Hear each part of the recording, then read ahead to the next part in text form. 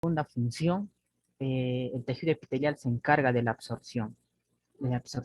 Por ejemplo, los enterocitos de nuestro intestino delgado y de nuestro intestino grueso, ¿no? Que se va a encargar de poder absorber agua, electrolitos. Entonces, el tejido epitelial se va a encargar de eso y también lo vamos a ver más adelante cuando veamos las especializaciones.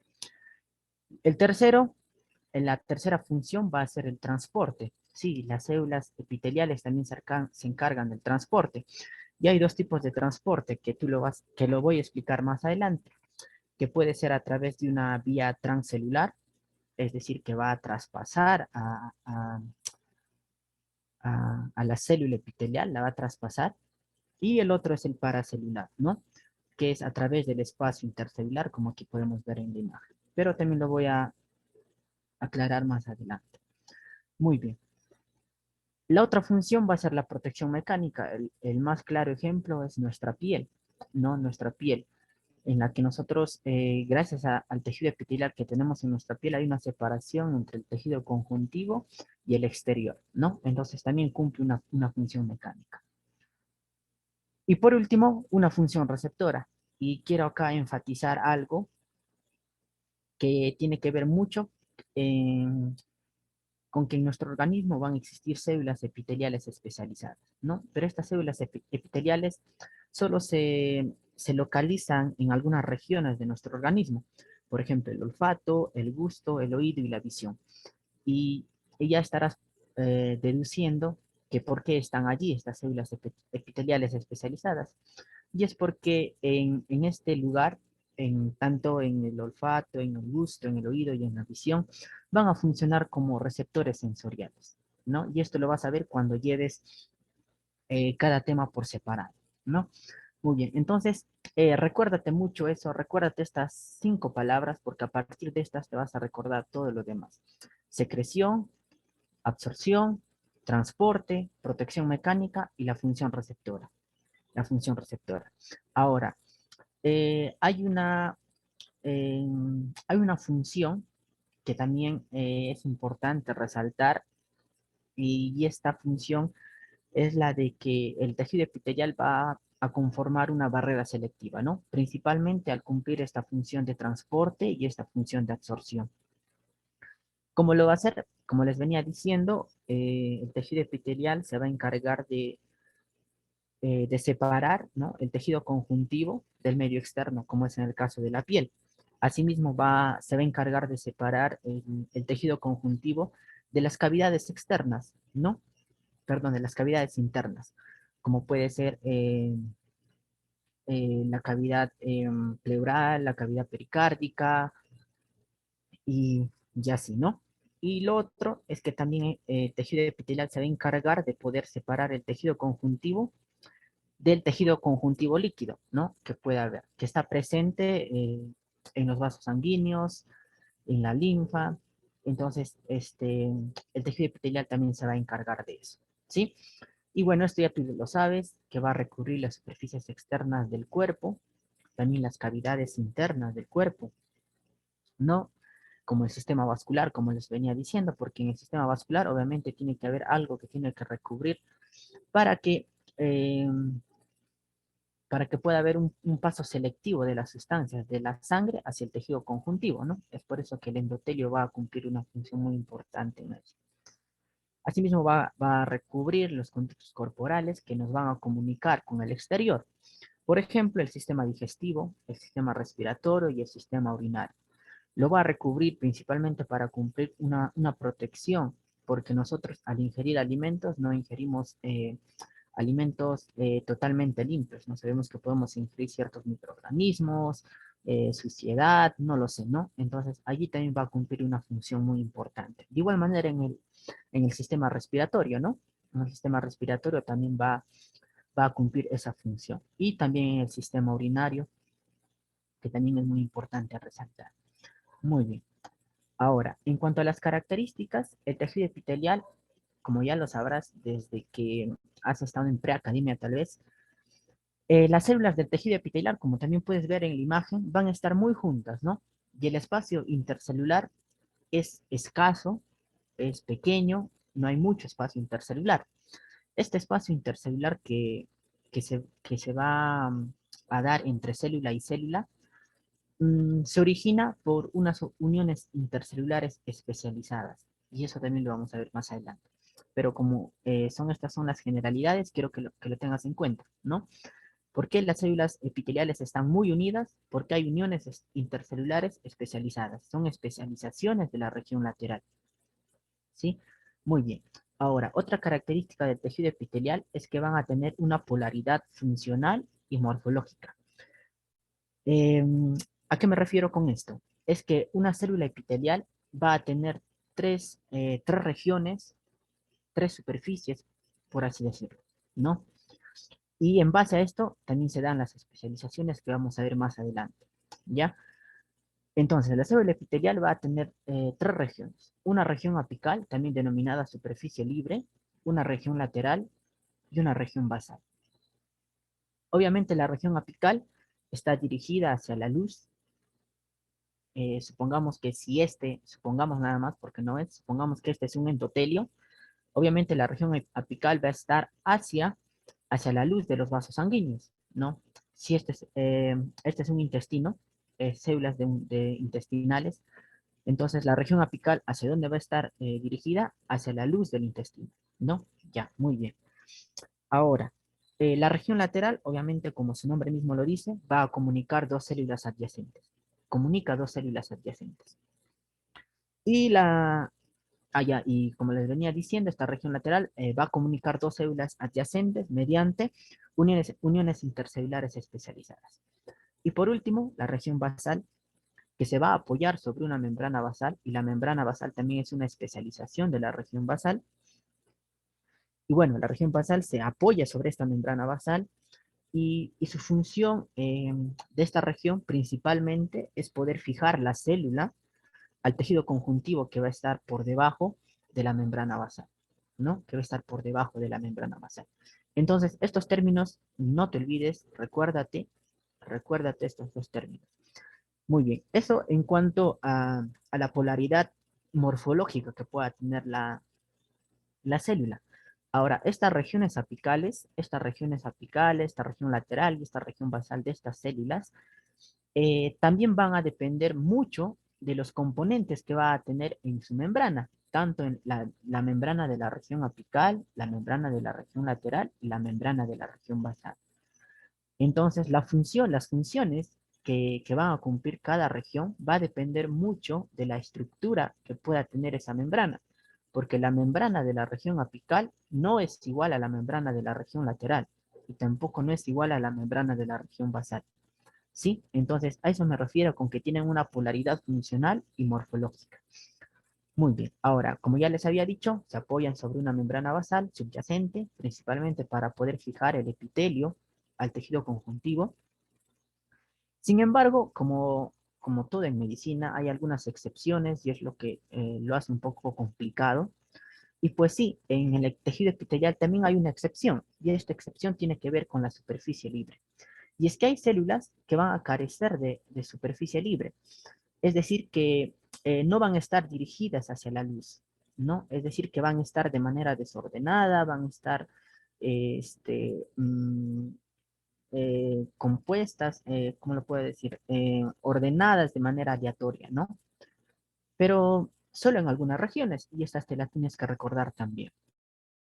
Por ejemplo, en las células intersticiales de los testículos, también llamado células de Leydig.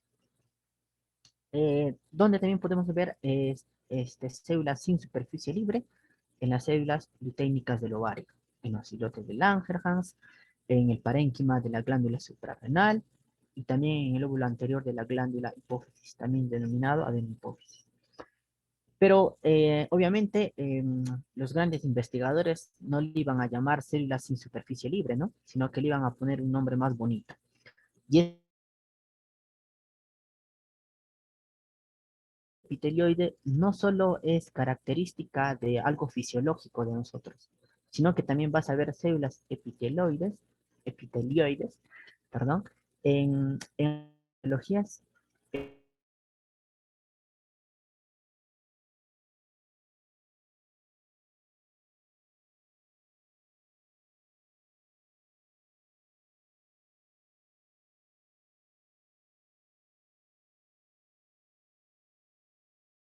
¿ya?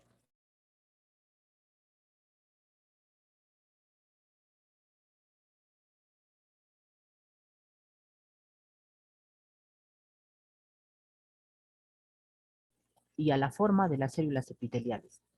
Siempre va a estar en base a eso, ¿sí? Ahora, los nombres que tú puedas ver con estereocilios, con microvellosidades, o si es un epitelio de transición, o si es queratinizado o no queratinizado, ya son algo añadido al nombre que se le pueda dar al epitelio, ¿sí? Pero siempre recuerda, la clasificación siempre va a estar en base a la cantidad de sustratos y a la forma de las células superficiales. Y esto también es muy importante. ¿Por qué he resaltado, porque he puesto aquí en la diapositiva la forma de las células superficiales?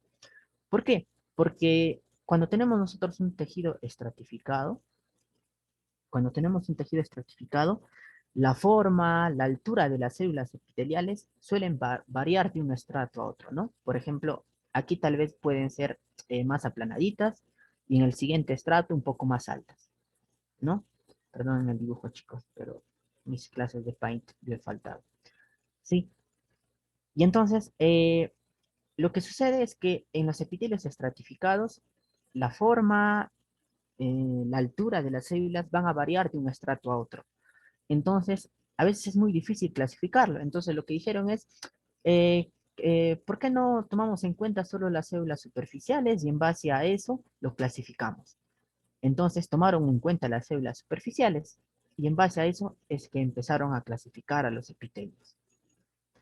Entonces, es decir, si las células superficiales son planas, obviamente se les va a denominar un tejido con células planas.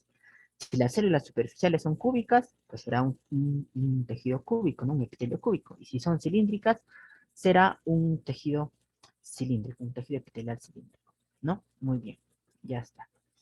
Ahora, vuelvo a repetir, la clasificación va a depender mucho de la cantidad de sustratos y de la forma de las células superficiales. En cuanto a la cantidad de sustratos, esta es ya una clasificación actual, simple y estratificado, ¿no?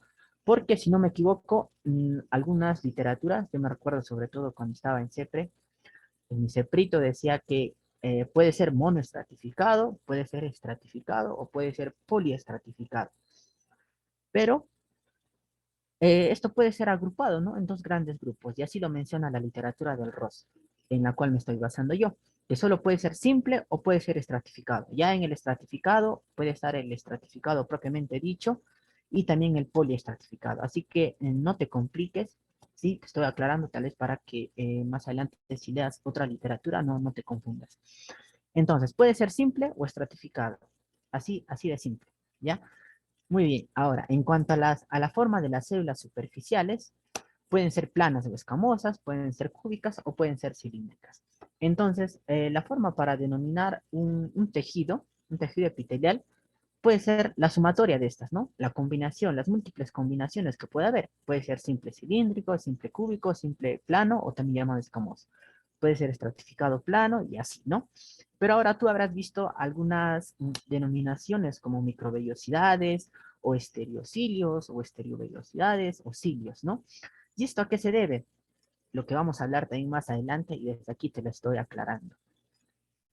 Se refiere a la especialización de la región apical de la superficie celular, ¿no? Entonces, si la región apical posee una especialización como las microvellosidades, pues simplemente lo que hacemos es decirle, este es un epitelio simple, cúbico con microvellosidades, o estratificado cúbico con estereocilios, o estratificado cilíndrico con cilios, ¿no?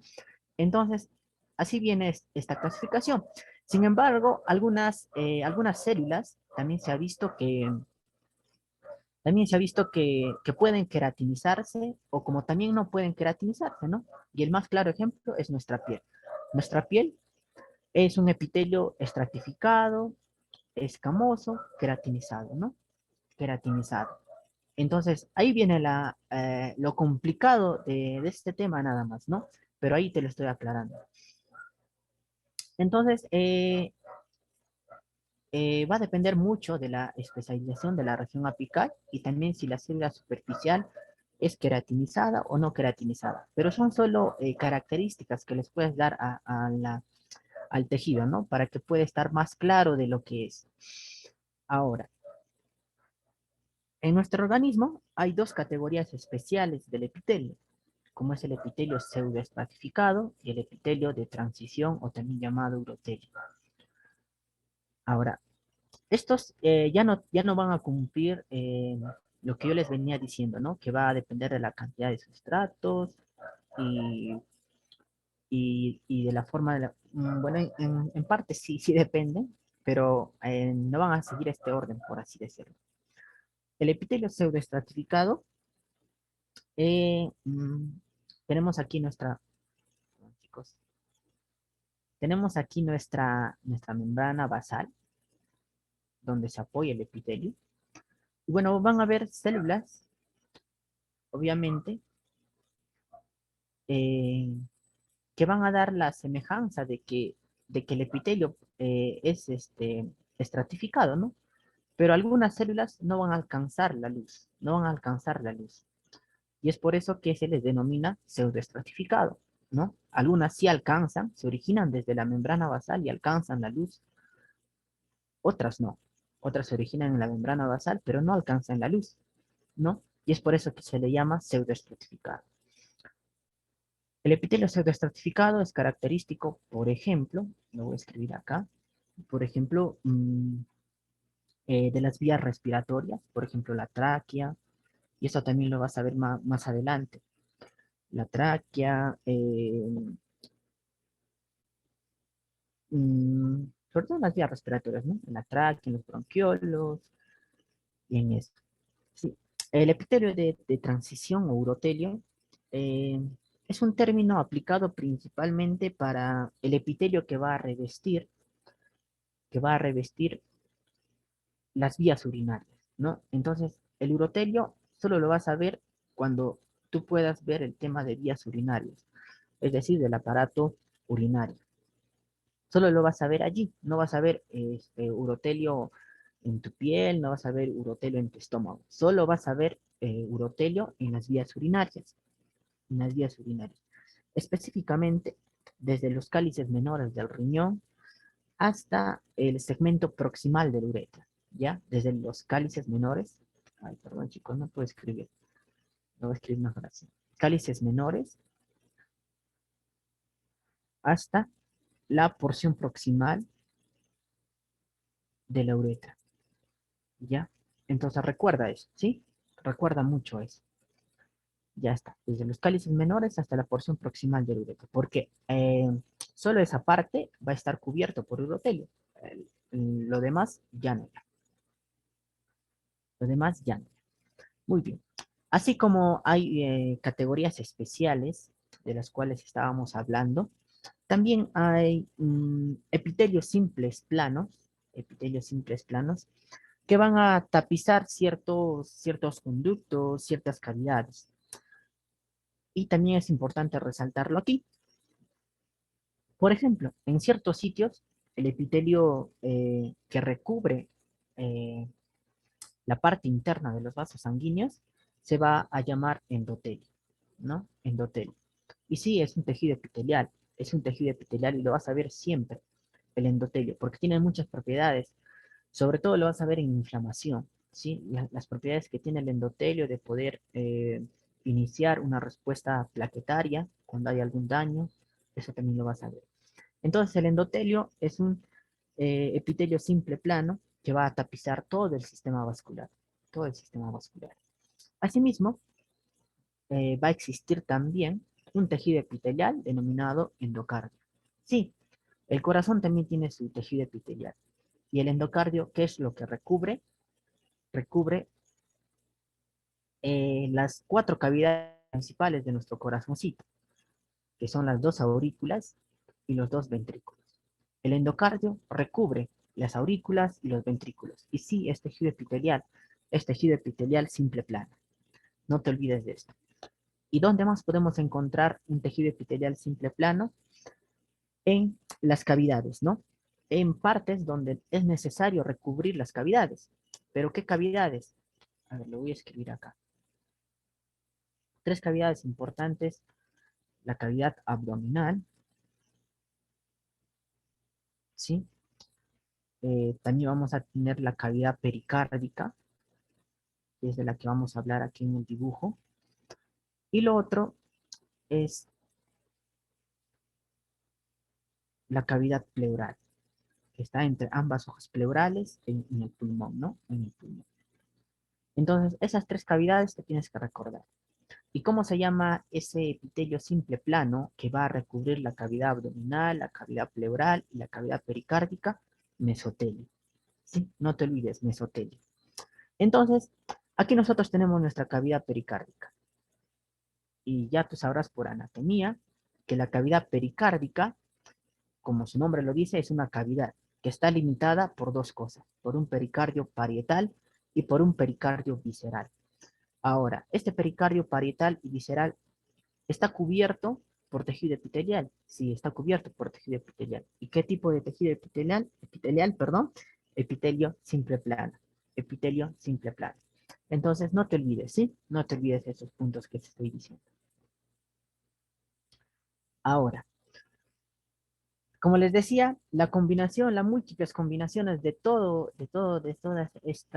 esto que yo les vine diciendo, de la cantidad de sustratos, de la forma de las células superficiales, de la especialización de la región apical, si es queratinizado o no queratinizado, si es estratificado o si es urotelio. Las múltiples combinaciones te van a dar origen a los epitelios que va a haber en nuestro organismo. Por ejemplo, un epitelio pseudoestratificado cilíndrico ciliado presente en las vías respiratorias, en la tráquea. El epitelio simple, cilíndrico simple con microvellosidades, ¿ve? Está haciendo una combinación simple, cilíndrico con microvellosidades. ¿Dónde está presente esto? En el intestino delgado, en el intestino delgado. Porque estas especializaciones no es porque a la célula le dio la gana de originar microvellosidades, sino tienen una función especial, y lo vamos a ver. Y también preguntado que cómo se le denomina también al tejido del intestino delgado, pues en chapa estriada, ¿no? En chapa estriada. Estos nombres son muy preguntados, chicos, y ahí lo estoy poniendo, en chapa estriada. Asimismo, asimismo, eh, puede ser también un epitelio estratificado plano queratinizado presente en la piel, o puede ser un epitelio pseudoestratificado cilíndrico con estereocilios, ¿no? Muy complicado de nombrarlo incluso. Esto está presente en el epidídimo, y también lo vamos a ver más adelante en las imágenes microscópicas que he puesto, en el epidídimo, ¿ya? No te olvides, en el epidídimo. Son algunos nomás, chicos, más adelante les voy a mostrar una lista que obviamente vas a tener que memorizar para que puedas sacar 20 en tu examen, ¿ya? En el epidídimo. Y bueno, esto ya en cuanto a la clasificación. Esto en cuanto a la clasificación. Muy bien, ahora vamos a la siguiente parte. Y acá podemos ver a toda la clasificación. Allá sí se puede mover. Uy, chicos, perdonen, es mi primera vez en Zoom. Listo. Acá podemos ver los múltiples tejidos epiteliales presentes en nuestro organismo. Ahora, yo he resaltado de rojito los que sí tienes que saber, los que sí es necesario que tienes que saber, no solo para tu examen, chicos, no solo para tu examen, sino también para que tú puedas tener una base para patología, porque es necesario que tú puedas saber todo esto, ¿no? Lo que está de negrito tal vez no mucho, pero sí, lo que está de rojito obligado, memorízatelo, ¿sí? Lo vamos a practicar también con el Kahoot que he hecho, también más adelante lo vamos a seguir practicando, vamos a repetirlo durante toda la clase. Entonces, eh, las múltiples combinaciones de todo lo que yo les he dicho van a dar origen a los múltiples tejidos epiteliales que va a haber en nuestro organismo. Por ejemplo, en cuanto a un epitelio simple plano, lo importante es resaltar lo que ya les había mencionado, el endotelio, que va a revestir todo el sistema vascular. El mesotelio, también te pueden preguntar, los alvéolos respiratorios del pulmón, chicos, alvéolos respiratorios del pulmón. Alvéolos respiratorios del pulmón, ¿sí? En los alvéolos. Ahora, para que te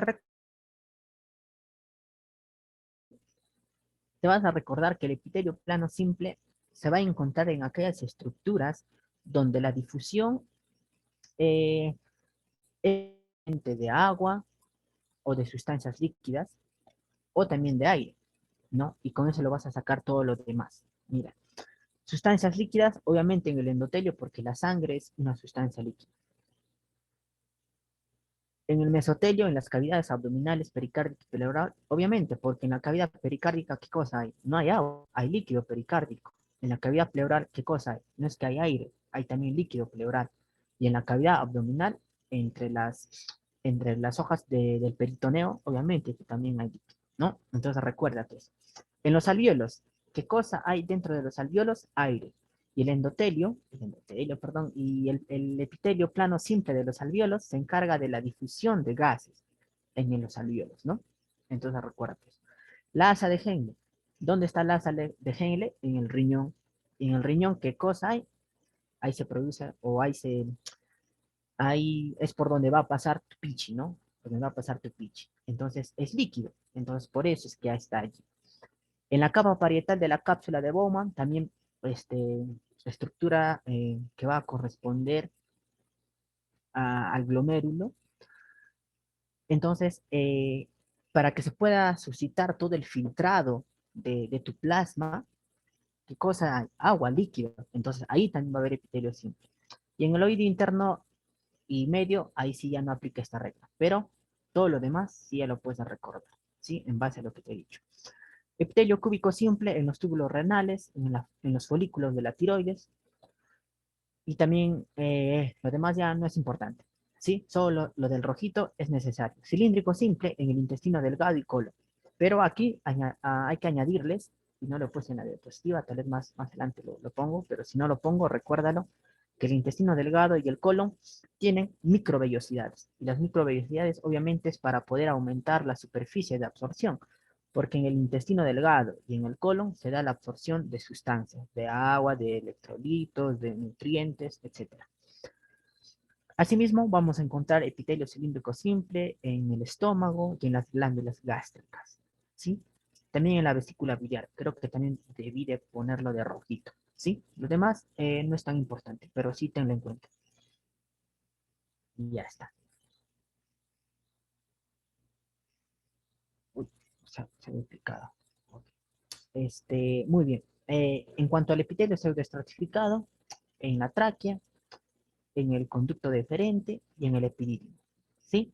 Los más importantes, chicos. Esto tienes que recordar, no te olvides.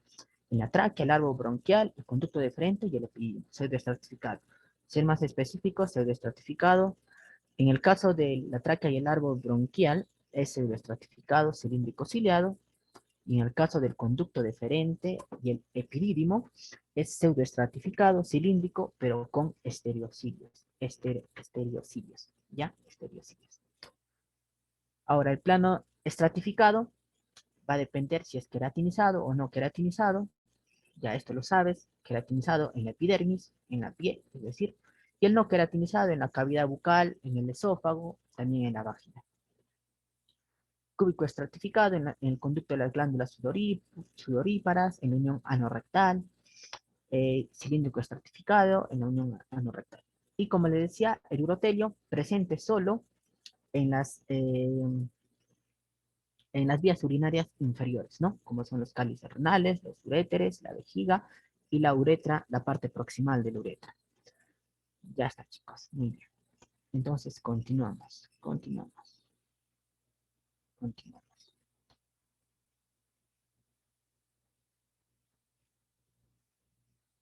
Ya está.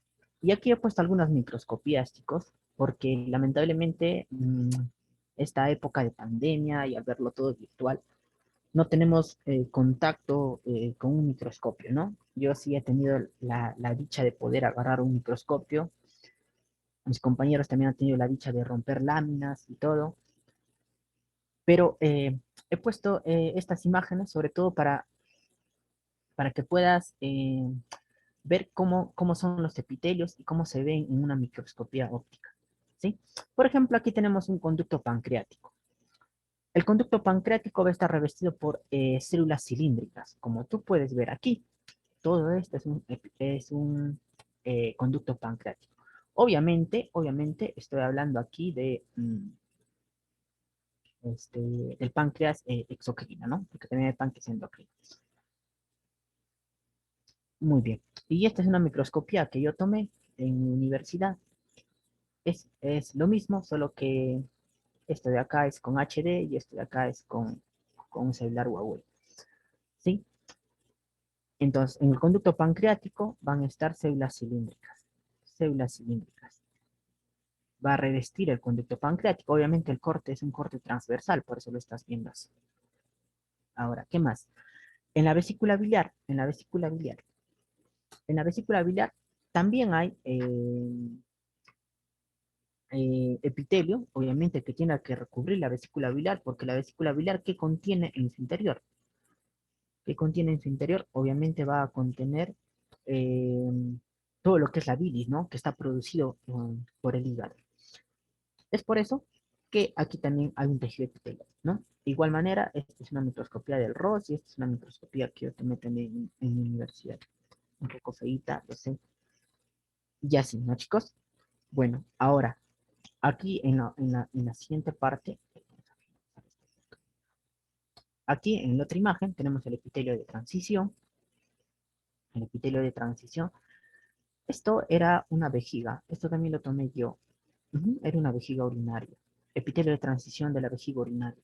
Ahí tú puedes ver. El epitelio de transición, yo les mencioné que era un epitelio estratificado. Y acá podemos ver un epitelio estratificado. Claro que no está tan bonito, pero imagínense que es epitelio estratificado. ¿Sí, chicos? Imagínense que es epitelio estratificado. Aquí tenemos el esófago también. Y vamos a hablar más adelante porque también me han pedido poner un artículo científico y vamos a hablar mucho de este tejido, ¿no?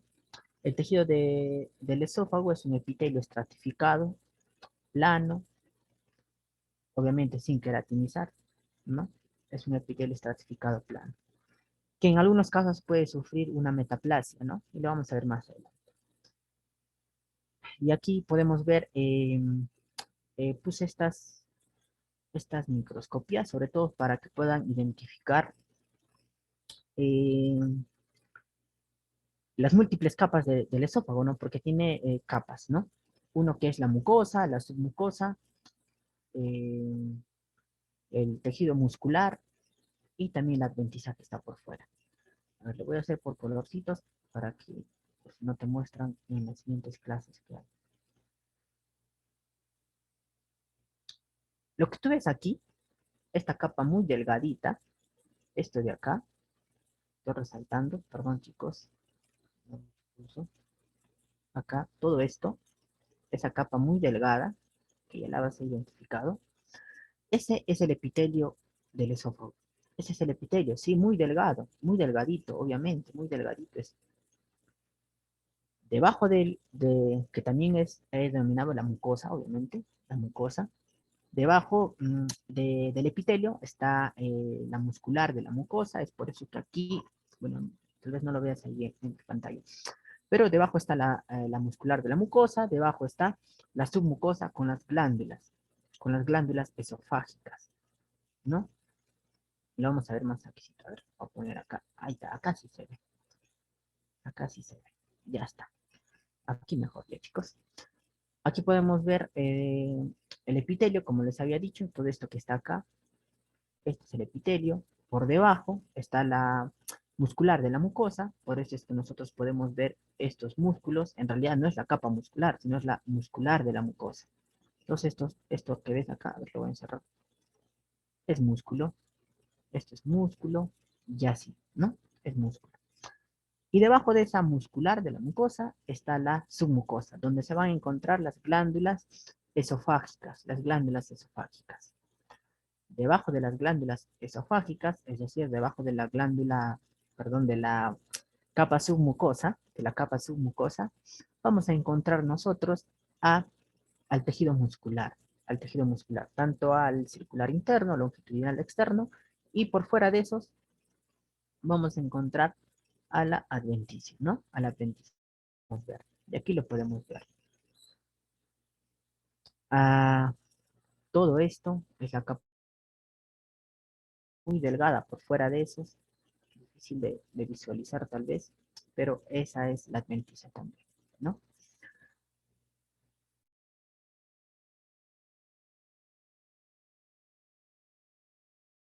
Mucho, es por eso que lo puse a manera de triángulo.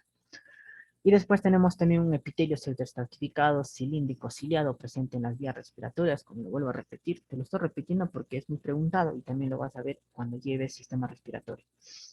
Presente en la tráquea y en los bronquiolos, ¿no? En el árbol bronquial. Y ahí puedes ver, ¿no? Pseudoestratificado, como puedes ver acá, los núcleos a diferentes niveles y también los cilios que están por fuera, que se van a encargar de poder mover todo el moco que hay al interior, ¿no? Y el moco sirve para poder barrer todas las sustancias extrañas que han ingresado a nuestro organismo. De igual manera, esta parte de abajo es una microscopía que yo tomé. Igual, bueno, es lo que hay. Y bueno, aquí también tenemos un epitelio poliestratificado plano no queratinizado. ¿Presente en dónde? En la vagina. En la vagina. Este es un epitelio de la vagina. Poliestratificado plano no queratinizado. Ahí podemos ver las células. Podemos ver las células que tienen un puntito. Ese puntito en su centro es el núcleo, obviamente.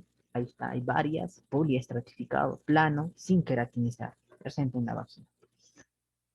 Sigamos, chicos, sigamos. Y aquí tenemos un frotis de vagina. Es decir, que a este tejido le han hecho un raspado, un pequeño raspado, y algunas células epiteliales se han desprendido y se le ha teñido con Papa Nicolau, ¿no? Se le ha teñido con Papa Nicolau. Y así puedes ver las células epiteliales, ¿eh? Y así puedes ver las células epiteliales. El color de estas células, algunas las podrás ver más rosaditas, algunas más verdes, más rosadas, van a depender mucho de la profundidad de las células, ¿no? Si son más profundas o si son más superficiales. Y esta tinción de Papa Nicolau es el famoso examen que se les hace a las mujeres, ¿no? Sobre todo para detectar una infección por el virus de papiloma humano. Entonces recuérdalo porque cuando lleves también patología te van a mostrar imágenes similares a esta, ¿no? Similares a esta, donde te van a decir si es una displasia de alto grado, de bajo grado, y así, etcétera, etcétera. Pero por el momento estamos en histología, así que eh, lo demás, solo para que puedas tenerlo en cuenta. Y esto son plexos coroideos, plexos coroideos, cubiertos por un epitelio monoestratificado cúbico. Los plexos coroideos están presentes en el encéfalo, son los encargados de poder producir, ¿no?, el líquido cefalorraquídeo que va a proteger a nuestros órganos del sistema nervioso central. ¿Sí? Muy bien. Continuamos. Ahí está. Y aquí, esto sí es muy importante recordar, chicos. Recuérdalo, porque te van a preguntar. Muy bien. Este es un pulpejo de dedo. Es un pulpejo de dedo. O sea, a la puntita de tu dedo, de uno de tus dedos, le han sacado la piel y le han puesto la microscopía.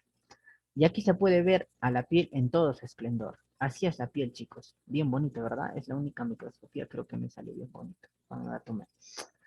Y sí, este es un pulpejo de dedo y vamos a definir aquí cuál es el epitelio, ¿no? ¿Cuál es el epitelio y cuál es el tejido conjuntivo subyacente?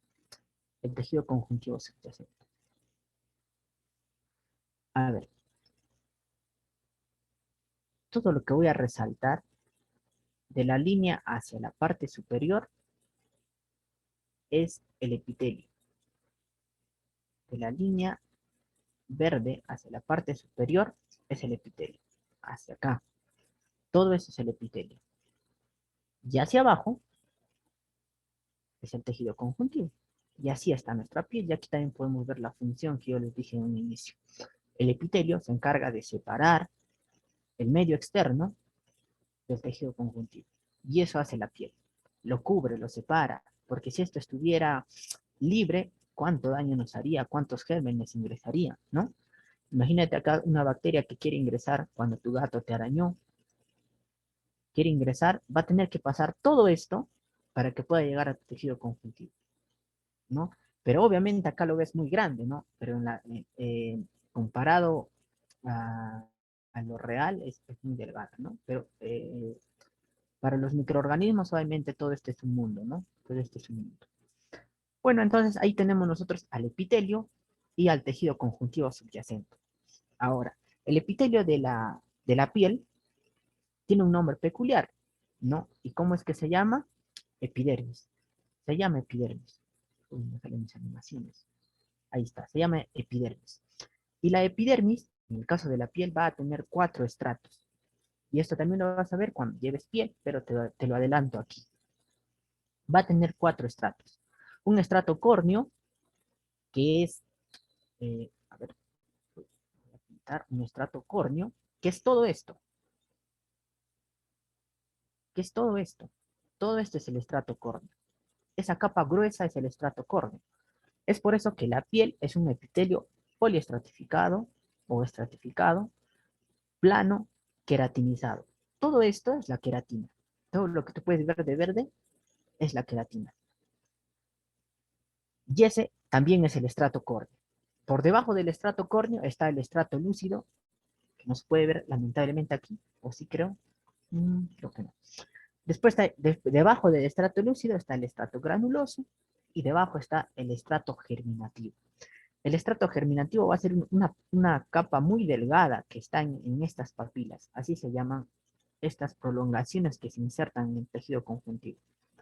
Es una capa muy delgada, solo una capa de células. Como su nombre lo dice, estrato germinativo. A partir de este estrato es que se van a generar las demás células.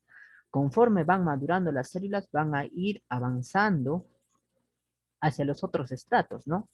Hacia el estrato granuloso, hacia el estrato lúcido, hacia el estrato córneo, ¿no? Y esto también lo vas a ver en piel. Pero te lo digo para que no te vayas con las ganas de quién me está mostrando Jordan. Y ya está. Y eso es lo peculiar de la piel, ¿no? Que tiene 4 estratos. No te olvides, chicos, no te olvides. Sí te va a preguntar. Siguiente. Ahora, y el tejido conjuntivo de la piel tiene un nombre peculiar también. Se llama dermis, ¿no? Se llama dermis. Y eso ya lo vas a ver en tejido conjuntivo. Y eso ya lo vas a ver en tejido conjuntivo. La dermis está compuesta por una capa papilar, una capa reticular. La capa papilar es la capa más superficial y la capa reticular es la capa más profunda. ¿Sí? Muy bien, chicos. Y aquí, yo le he hecho un zoom para que puedas ver. Un zoom. A ver. Hice mi zoom aquí así. Ahí le hice un zoom. Ya, entonces para que no te pierdas, recuerda de dónde le he hecho el zoom. Y entonces vamos a aparecer en la siguiente. Allí le hemos hecho el zoom. A ver, aquí vamos a identificar las estructuras a mayor detalle. La capa más pegada, que les dije que era un estrato germinal. Solo una capa, chicos, solo una capa. Obviamente en la microscopía óptica, chicos, es muy difícil, ¿no? Es muy difícil, pero sí recuerda. Porque hay algunos cánceres, y ya me tiene metales al plano de la patología, hay algunos cánceres, sobre todo en el cáncer de piel, porque este es piel, que las células malignas, que son hipertróficas, que son feas, porque no son como estas células así bonitas, redonditas, con un núcleo bien delimitado, son células muy feas, y la vas a ver en patología, que son feas, feas, ¿ya?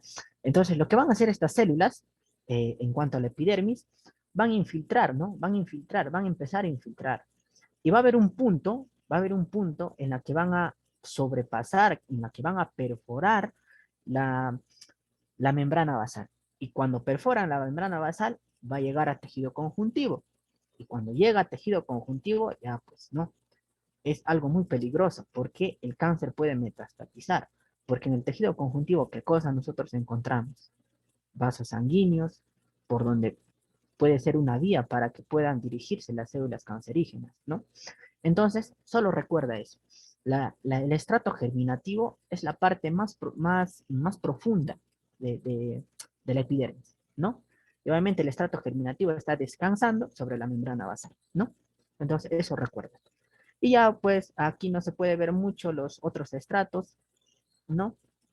Este es el estrato córneo, y así podemos ver el otro estrato granuloso, y así, etcétera, etcétera. No te preocupes, chicos, lo vas a poder ver también cuando lleves piel. Y estas son las microvellosidades intestinales, la que tú puedes ver acá. las microvellosidades intestinales. Las microvellosidades intestinales les dije que es un epitelio cilíndrico simple con microvellosidades, también llamada enchape estriada. Característico de un tejido epitelial del intestino, las células caliciformes, chicos. Tú puedes ver acá algunos, ¿cómo se dice? Círculos blancos, ¿no? Regiones blancas. Esas son las células caliciformes, chicos. Y están dispuestas en todo el epitelio, obviamente, para producir el moco necesario, ¿no? Para proteger nuestro sistema digestivo. Son las vellosidades intestinales, ¿no? O sea, ya de por sí el intestino tiene vellosidades, pero las células de esas vellosidades tienen otras microvellosidades. O sea, imagínate cuánto está aumentando la superficie de absorción. He ahí la importancia de estas microvellosidades, ¿no? Muy bien, continuamos, chicos. Y aquí lo que yo les venía diciendo, para no poder desligarnos, porque los siguientes son las especializaciones de la región apical, y tal vez para que sea momento de tomar un break de 3 minutos, vamos a hablar acerca del esófago de Barrett, chicos. El esófago de Barrett. El esófago de Barrett es una metaplasia y también es tema de patología, pero es bueno que lo sepas desde acá porque no es algo complicado es algo complicado para entender. El esófago de Barrett es una metaplasia. ¿Y qué es una metaplasia? Es el cambio de un epitelio que es normalmente fisiológico, es fisiológicamente normal, a otro tipo de epitelio, ¿no? Obviamente este cambio surge a raíz de las condiciones a las que está sometida este epitelio. Por ejemplo, ah, hay una metaplasia que puede surgir de un epitelio cilíndrico, mejor otro color, de un epitelio cilíndrico a un epitelio escamoso, ¿no? A ver, aquí. De un epitelio cilíndrico puede dirigirse a un epitelio escamoso. Esto, esto es un tipo de metaplasia eh, presente principalmente en las personas que fuman, en las personas que fuman. Es así que, por ejemplo, en las personas que fuman, en las vías respiratorias va a haber un cambio. ¿Cuál es el epitelio de las vías respiratorias? Pues es el epitelio pseudoestratificado cilíndrico, cilíndrico ciliado. Entonces, lo que sucede aquí es un cambio de epitelio pseudoestratificado cilíndrico ciliado a un epitelio escamoso estratificado. ¿Y por qué ocurre esto? Porque cuando una persona fuma, ¿qué causa daño? ¿A qué causa daño? Obviamente a las células. Le causa mucho daño a las células. ¿Y qué hace nuestro organismo? Dice, uy, no, me tengo que proteger de las sustancias que están ingresando. Me tengo que proteger de todas las sustancias malas que están ingresando a mi cuerpo. Entonces, ¿sabes qué? De lo que yo soy un epitelio pseudoestratificado ciliado, me voy a convertir en un epitelio escamoso y ya está solucionado el problema, ¿no? Y está solucionado el problema. Y sí, se soluciona el problema tal vez para protegerse del daño que le va a ocasionar, pero imagínate eh, mm, unos bronquios, perdón, una tráquea sin epitelio pseudoestratificado cilíndrico ciliado. Es decir, que ya no va a poder mover el moco que va a estar en tu interior, ¿no? Entonces, el epitelio va a perder esa propiedad, ya no va a poder mover, esos cilios ya no se van a mover para que pueda mover, arrastrar todo el moco hacia afuera, ¿no? Entonces, ahí hay un daño y la complicación viene a raíz de esa. Y de igual manera, el esófago de Barrett es un tipo de metaplasia, que es al revés de la metaplasia que yo les había mencionado hace unos instantes. En el esófago de Barrett lo que sucede es que va a haber una metaplasia, es decir, va a haber un cambio de epitelios. ¿Y de qué epitelio a qué epitelio? Pues va a haber una sustitución del epitelio escamoso, cilíndrico, del esófago, mm, perdón, del epitelio escamoso, ajá, del esófago, por, por células cilíndricas, similares a las del intestino, ¿no? Y el esófago de Barrett está muy relacionado a un reflujo gastroesofágico, ¿no? Y que seguro también tú lo has experimentado y lo has pasado por alto. Si te has despertado en la mañana con acidez en la boca, o si las noches has tenido regurgitación de lo que has cenado, tal vez, de algo ácido y tu boca empieza a tener acidez, pues ese es un reflujo gastroesofágico, ¿no? Y ese reflujo gastroesofágico origina un esófago de Barrett. Y acá, como nosotros podemos ver en el artículo, hay múltiples factores que pueden dar origen a este esófago de Barrett. Por ejemplo, bueno, dicen que está muy relacionado al sexo masculino. También tiene que ver con la etnia, ¿no? Con la etnia del paciente, con los años también, obviamente, porque el reflujo gastroesofágico tiene que ver mucho con el esfínter esofágico inferior. Y con los años sabemos que ciertas estructuras de nuestro cuerpo empiezan a perder la función. Pero lo más importante, como le decía, se va a deber a un reflujo gastroesofágico que va a originar un esófago de Barrett. Pero obviamente por años, chicos, por años. No quiere decir que si una semana tienes reflujo gastroesofágico vas a tener ya esófago de Barrett. Si no son años y cuando no es tratado. Y cuando no es tratado. Y aquí les voy a explicar principalmente lo que puede pasar, ¿no? Y este artículo hace énfasis en lo que sucede, en lo que sucede. Y la metaplasia no es que un epitelio cilíndrico, por azares del destino, se convierte en una célula plana, ¿no? No es así, chicos. Sino lo que sucede es que este cambio de epitelio se va a originar a partir de las células madre. Entonces, si tú cambias la organización de las células madre, obviamente de lo que originaba, por ejemplo, si es las vías respiratorias, si originaba células epiteliales cilíndricas, eh, obviamente le cambias la genética a esta célula madre, ya va a dejar de originar esas células, ¿no? ¿Y qué va a originar? Otro tipo de células como las escamosas. Entonces, la metaplasia ocurre a ese nivel, al nivel de las células madre. No es que una célula madura, por azares del destino, se transforma en otra. No, no sucede así, chicos. Y bueno, como les decía, el esófago de Barrett es un tipo de metaplasia de tipo intestinal, porque cuando se pueden ver con endoscopía o incluso haciendo una biopsia al paciente, vamos a poder encontrar glándulas intestinales, así como las hay en el intestino, van a ver en el esófago, ¿no? Imagínate a qué tal grado llega este esófago de Barrett. Y ahí podemos ver incluso estas células de Panet peculiares del intestino delgado, ¿sí? Y así, chicos, así sucede el esófago de Barrett. Entonces, tal vez haciendo un paréntesis en este punto, es, si nosotros estudiamos medicina, chicos, no es para, bueno, sí, ¿no? O sea, puedes tratar al paciente, pero lo principal también es prevenir, chicos. Y hay factores que puedan predisponer a que uno puede tener esófago de Barrett, como por ejemplo la obesidad, el tener malos hábitos, como el comer grasas, eh, mm, también comer de noche, y así, chicos. Entonces, nosotros tenemos que enfocarnos principalmente en poder prevenir estas enfermedades, ¿no? No tanto porque cualquiera puede curar, pero el que puedas hacer tú la prevención de estas enfermedades es un trabajo muy arduo y que los doctores también hemos dejado pasar de largo, ¿no? Y bueno, chicos, esto sería en cuanto al esófago de Barrett, ¿sí? Ahora, me han pedido hacer, me han pedido hacer un Kahoot, y bueno, como descansando vamos a hacer un Kahoot, ¿ya? Como descansando vamos a hacer un Kahoot.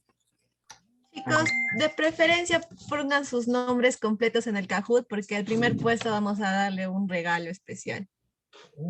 Le vamos, bueno, de mi parte les voy a regalar es como un póster de toda la circulación completa, está muy, muy dinámica, en serio, chicos, y eso les voy a regalar. Es un contenido muy exclusivo. No sé si Jordan tienes tu regalo especial para el primer puesto o segundo puesto, para que se anime. Tengo mi Nether de primera edición. No, mentira, chicos, sí, bueno, no tengo muchos libros, o sea, sí hay manuales de Amir, creo, supongo, sí hay muchas cosas, chicos, pero a ver, ya, como para animarlos. Pero les voy a decir que el Kahoot no solo es de lo que les he hablado hasta el momento, sino también son algunos temas que vamos recién a hablar. Pero no te preocupes, son preguntas fáciles que tú la vas a ver, ¿sí? Chicos, sobre todo las funciones que van a cumplir estas. En la región apical nosotros tenemos a las microvellosidades. ¿Qué son las microvellosidades? Son evaginaciones. ¿De qué? Del citoplasma. Son digitiformes. ¿Y cuál es la peculiaridad y la cual no te tienes que olvidar? Que estas microvellosidades en su interior tienen filamentos de actina. Tienen filamentos de actina, ¿ya? Y obviamente estas microvellosidades van a tener un aspecto variable. Y de este aspecto variable, es decir, le van a dar la capacidad al tejido de poder tal vez ser más absorbentes, de poder ser menos absorbentes, etcétera, ¿no? Entonces, las microvellosidades no son del mismo tamaño para todas, sino que van a variar de un tejido a otro. Entonces, lo que aquí quiero resaltar es principalmente las microvellosidades de aquellas células que van a transportar líquidos y van a absorber metabolitos, como cuáles las del intestino y de los túbulos renales. En el intestino y en los túbulos renales, obviamente hay microvellosidades, ¿no? Y ya les había dicho, en el intestino se llama chapa estriada, mientras que en los túbulos renales, anótalo a un costadito, se llama ribete en cepillo. Ribete en cepillo. ¿Sí? Entonces, la microvellosidad es, ¿cuál es su función? Su función más importante es poder aumentar la superficie, la extensión de esta superficie. ¿Para qué? Para poder aumentar la capacidad de absorción de este tejido. Porque el intestino se absorbe, en los túbulos renales también se absorbe. Muy bien, ahora, en cuanto a la estructura, chicos, esta es una división que yo he hecho para yo entenderla, pero no la vas a encontrar así en el libro, ¿ya? Yo he hecho esta división para más o menos guiarme, porque es difícil explicar algo molecular. Entonces, las microvellosidades yo le he dividido así. En extremos, obviamente un extremo superior y un extremo inferior. En el centro, obviamente lo que debe estar al centro, en el interior de estas microvellosidades. Y los enlaces que va a haber entre los filamentos de actina que va a tener estas microvellosidades. Cosas importantes a resaltar, en los extremos va a haber en la parte superior una proteína denominada vigina. ¿Por qué resalto esta proteína? Porque es la proteína que va a formar a los filamentos de actina que están al interior de las microvellosidades. Ahora, en la parte inferior hay una estructura que se llama velo terminal. Este velo terminal también está conformado por filamentos de actina. O sea, todo de las microvellosidades es filamentos de actina. Eso recuerda, no te olvides. Ahora, el velo terminal es muy importante porque gracias a este velo terminal es que las microvellosidades van a moverse. Van a abrirse, van a cerrarse, etcétera, etcétera. Pero ¿cómo lo van a hacer? Por las proteínas que va a tener este velo terminal. Ya dijimos, el velo terminal tiene filamentos de actina, pero ahora están estabilizados por espectrina. Además de la espectrina, tiene miosina tipo 2 y tropomiosina. Ahora, si yo les preguntaría, y sé que me escribirían en el chat todititos, ¿dónde encontramos miosina y también tropomiosina? ¿En dónde? En tejidos que hacen mucho movimiento. Por ejemplo, en el músculo. Entonces, si nosotros tenemos, obviamente no es el mismo tipo de miosina, pero hay miosina. Entonces, si nosotros tenemos miosina y tropomiosina aquí en el velo terminal, la contracción de estas proteínas, ¿qué ocasionaría? Que este velo terminal se achique. ¿Y qué pasaría con estas microvellosidades? Se abrirían. Y si se van para el sentido contrario, ¿qué pasaría con estas microvellosidades? Se juntarían. Entonces, ahí viene la explicación, chicos, de por qué se mueven estas microvellosidades. Ahí viene la explicación, ¿sí? Ya está. Ahora, en el centro, ya les dije, están filamentos de actina. Todo de las microvellosidades es filamentos de actina. Ahora, hay enlaces que van a estabilizar estos filamentos de actina. Por ejemplo, la fascina, la espina, la fimbrina, son los que van a estabilizar, van a enlazar todos estos filamentos de actina, ¿no? Porque imagínate que no estén enlazados, harían lo que quieran, ¿no? Entonces los estabilizan a través de los enlaces para que así puedan ser una microvellosidad como debe de ser, ¿no? Ahora, en esos enlaces también hay un enlace, y esto no te olvides, la miosina tipo 1. Esta miosina tipo 1 se va a encargar de poder fijar los filamentos de actina a la membrana de la célula. Estos filamentos de actina tienen que estar fijados a esta membrana, ¿no? Porque si no están fijados se pueden caer tal vez, ¿no? Es algo vulgar por, de decirlo, pero para que te recuerdes. Entonces, la miosina tipo 1 va a fijar estos filamentos de actina a la membrana celular. Lo va a fijar, ¿ya? Ya está. Continuamos. Ahora los estereocilios. Los estereocilios son microvellosidades, sí, son microvellosidades. Ahora, ¿cuál es lo que los diferencia de las microvellosidades? Es que estas microvellosidades, o sea, los estereocilios, son inmóviles, no se mueven, chicos, no se mueven. ¿Y qué más? Otra diferencia más, que tienen una gran longitud.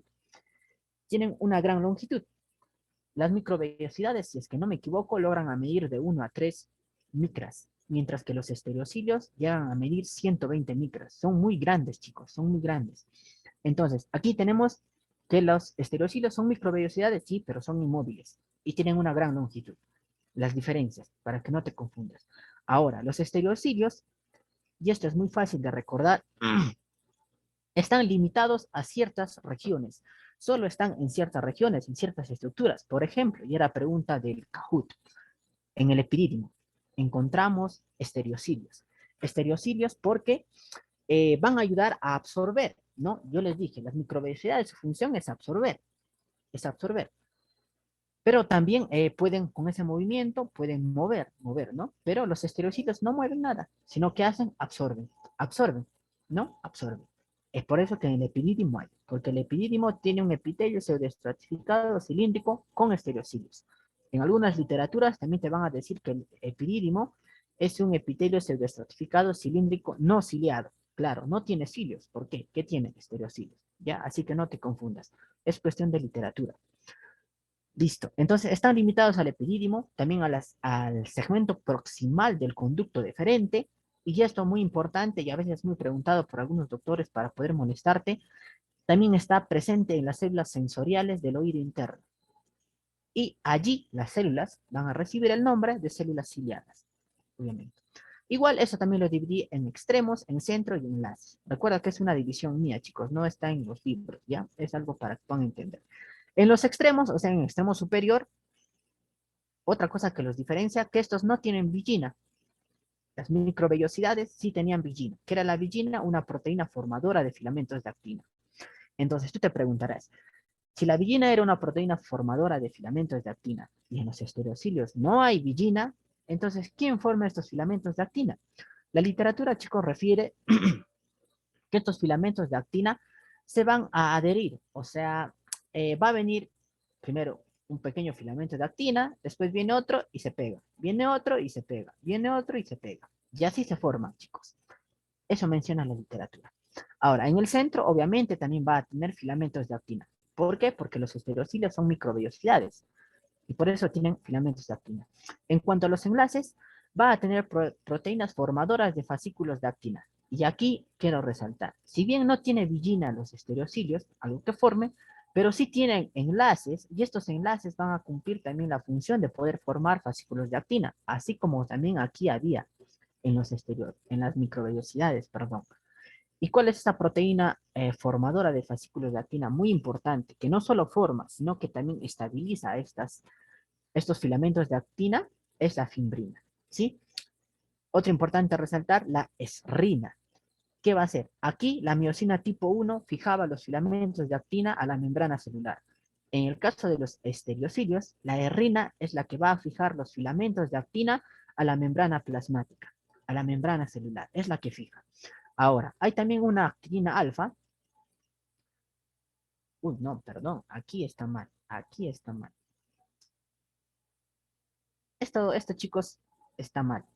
Esto, obvienlo, lo voy a corregir cuando les envíe las diapositivas, ¿ya? La herrina sí fija los filamentos a la membrana plasmática, pero la actinina alfa, ponlo en un costado, chicos, porque esto está mal, esto está mal. Ya, la actinina alfa es una proteína formadora de puentes cruzados. Y aquí vamos a hacer un zoom para que me puedas entender. Hacemos un zoom, ya está. Aquí tú puedes ver en la imagen, dice puente citoplasmático. De eso se encarga la actinina alfa, chicos. De eso se encarga la actinina alfa. Esto de fijar está mal, está mal. Perdón, chicos, estaba como saben, perdóname. Ya. la actina alfa va a formar puentes cruzados, porque los estereocilios, además de todas las diferencias que ya les mencioné, es que van a estar unidos de esta manera, ¿ve? Tú puedes ver microvellosidades, por así decirlo, que están unidas, ¿ve? Están unidas por puentes citoplasmáticos. Y estos puentes, ¿quiénes los hacen? Esta proteína, actina alfa, ¿ya? Eso lo voy a corregir, chicos, no se preocupen. Ya está, muy bien. Aclarado eso, pasamos a lo siguiente, los cilios. Los cilios van a ser modificaciones superficiales que son muy comunes en casi todas las células, chicos. Los cilios los vas a encontrar en todas las células, en la mayoría de las células.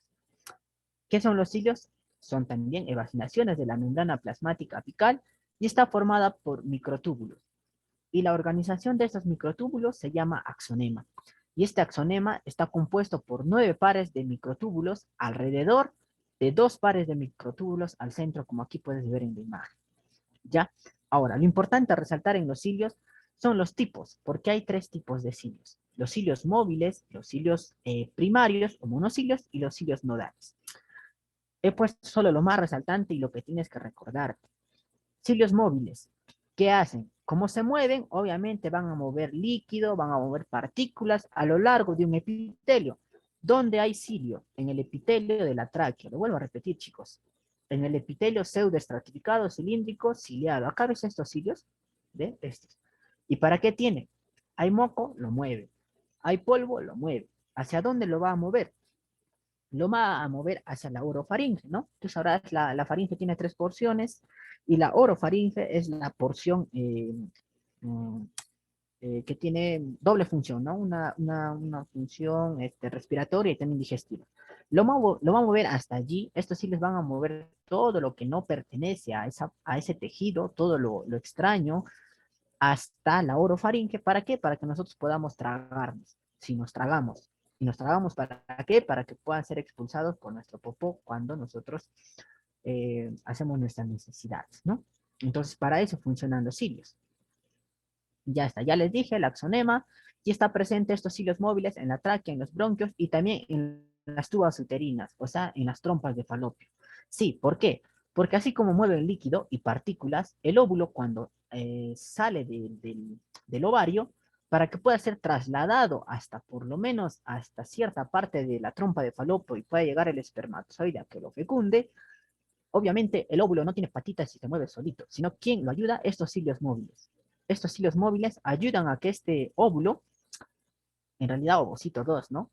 Hay que hablar con propiedad. Este ovocito 2 pueda salir de allí y pueda encontrarse con el espermatozoide, ¿no? Entonces recuerda, cilios móviles presentes ¿dónde? En la tráquea, en los bronquios y también en las trompas de falopio. Ya está. Ahora, los cilios primarios, cosas resaltantes a mencionar de estos cilios. Uno, que no tienen movilidad, no se mueven. Y entonces, si no se mueven, ¿qué función cumplen? Pues son quimioreceptores, son osmoreceptores y son mecanorreceptores. Quimioreceptores, es decir, que van a supervisar los cambios de concentración de ciertas sustancias químicas. Osmoreceptores quiere decir que de igual manera van a ver cuánta concentración de partículas disueltas hay en un líquido, por ejemplo en la sangre. Después, mecanorreceptor van a responder a la presión mecánica que pueda ejercer algo sobre un tejido, ¿no? Para poder reaccionar. Ahora, ¿qué más? Van a mediar las percepciones, tanto luminosas, odoríferas y sonoras. ¿Sí, chicos? Eso. Ahora, los cilios nodales no te van a preguntar mucho, pero sí tienes que recordar que los cilios nodales solo se van a encontrar en el embrión. Con eso ya lo dijimos todo. Solo se encuentran en el embrión. O sea, ahorita tú no tienes cilios nodales. Los cilios nodales, pero ¿en qué parte del embrión se encuentran? Principalmente cuando tú lleves embriología, vas a hablar ya de esto. Cuando surge la gastrulación y se produce un disco embrionario bilaminar, allí es donde vas a encontrar estos cilios nodales, ¿no? Ahí es donde vas a encontrar estos cilios nodales. Pero basta con saber que se encuentran en el embrión. Basta con saber eso, chicos, basta con saber eso. Ya está, sigamos porque nos retrasamos. Ahora, especializaciones de la región lateral, especializaciones de la región lateral. 3 especializaciones de la región lateral. Aquí vamos a hacer la 2 y en la siguiente diapositiva la última. La primera especialización, uniones ocluyentes. Uniones ocluyentes. Las uniones ocluyentes, como su nombre mismo lo dice, van a ocluir algo. ¿Qué van a ocluir? El espacio que hay entre dos células. La van a cerrar.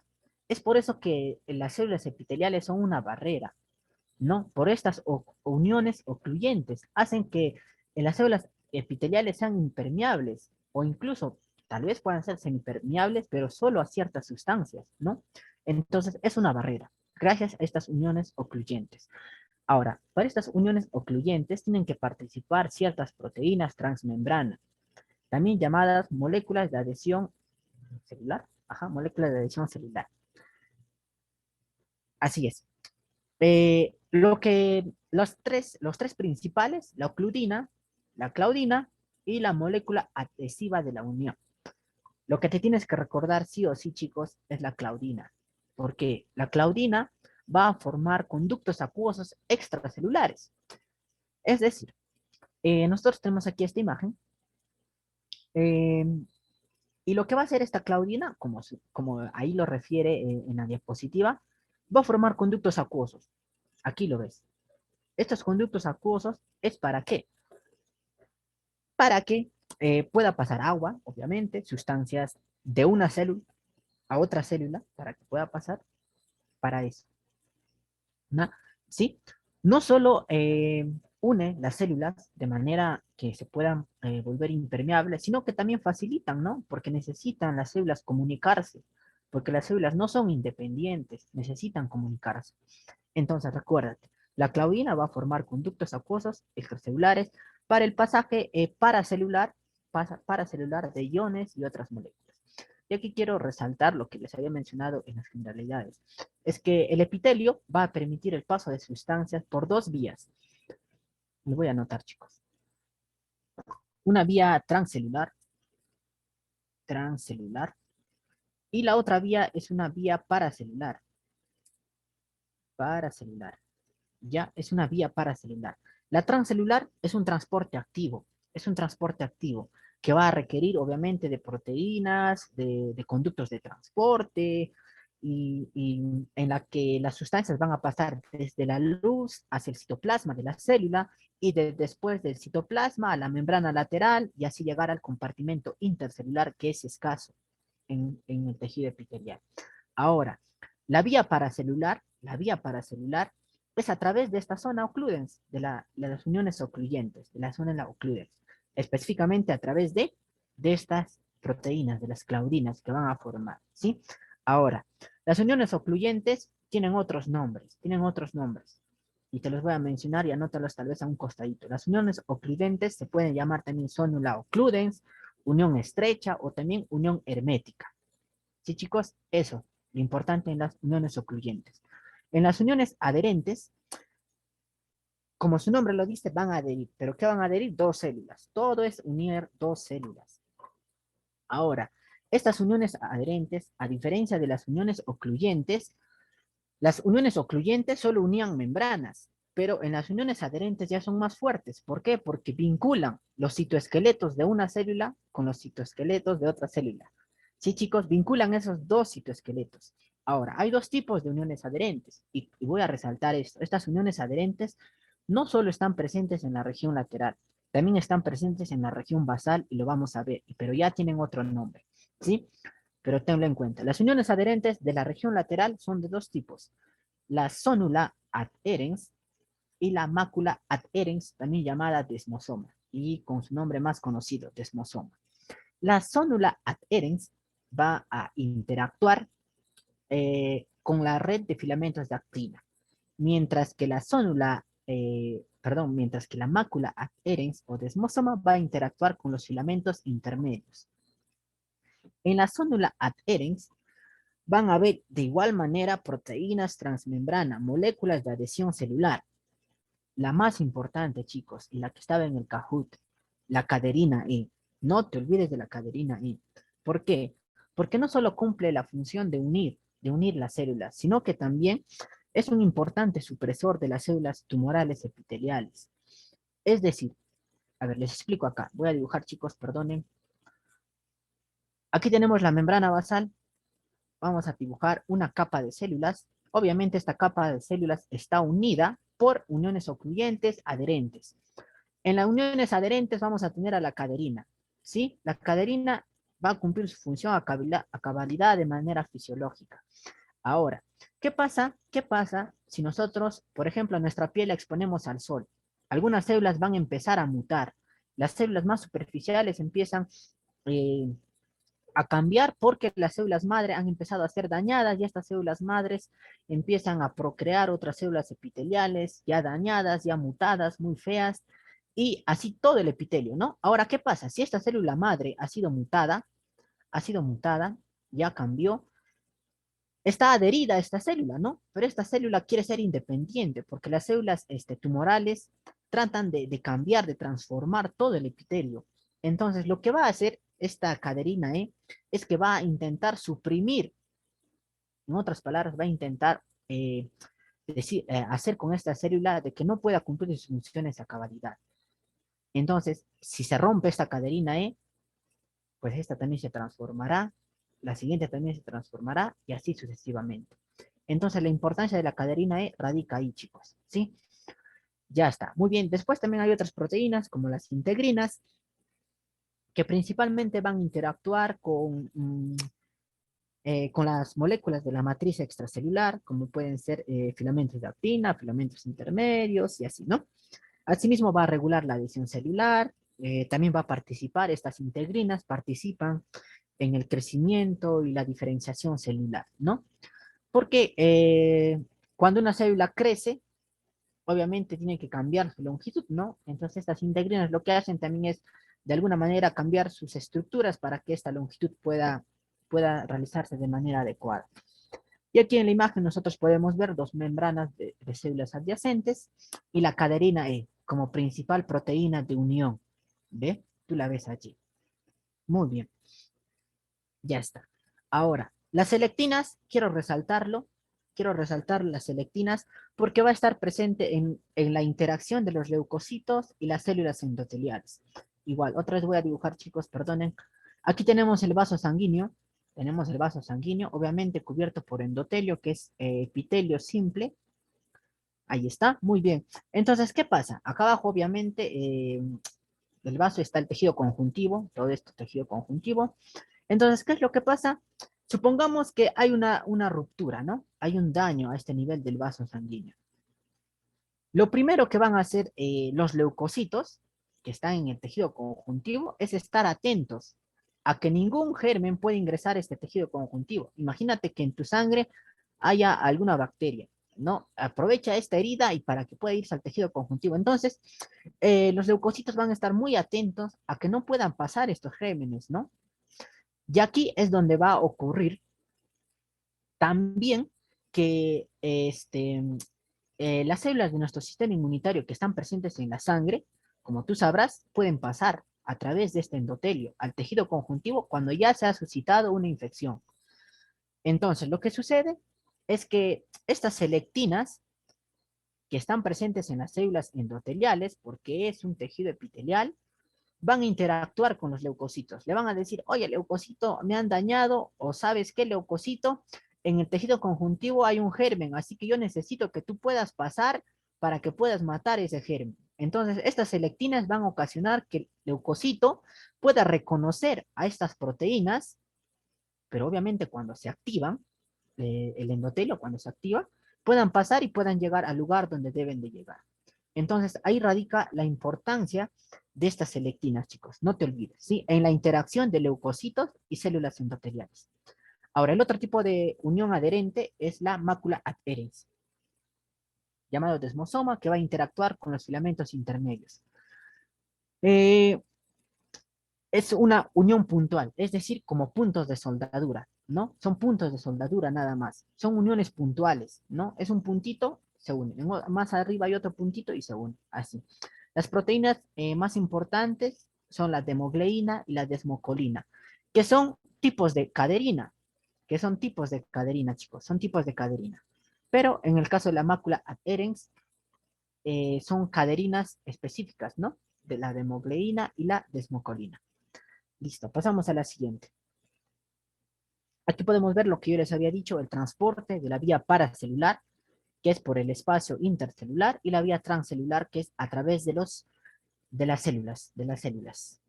Ya está. Y después, por último, tenemos las uniones comunicantes. Va a estar presente en el epitelio, pero también en otras estructuras como el músculo liso, perdón, como, como el músculo liso, el músculo cardíaco y los nervios. Las uniones comunicantes son importantes donde las actividades de las células tienen que estar coordinadas. Sí, porque, como les decía, las uniones comunicantes, eh, perdón, en el epitelio las células necesitan estar comunicadas para saber qué le pasa a una célula y qué le pasa a otra célula. Pero hay tejidos especializados como el músculo cardíaco, que por ejemplo cuando una célula se contrae, le va a decir a la otra que también tiene que contraerse. Entonces, estas uniones comunicantes cumplen esa función en el músculo cardíaco. Obviamente también en el músculo liso, porque la contracción no es que solo una célula se contrae, sino que todas en conjunto tienen que contraer. Y es por eso que estas uniones comunicantes están presentes también en el músculo liso, en el músculo cardíaco y también en los nervios. Y son importantes, como les decía, en aquellas células donde las actividades tienen que estar coordinadas, ¿sí?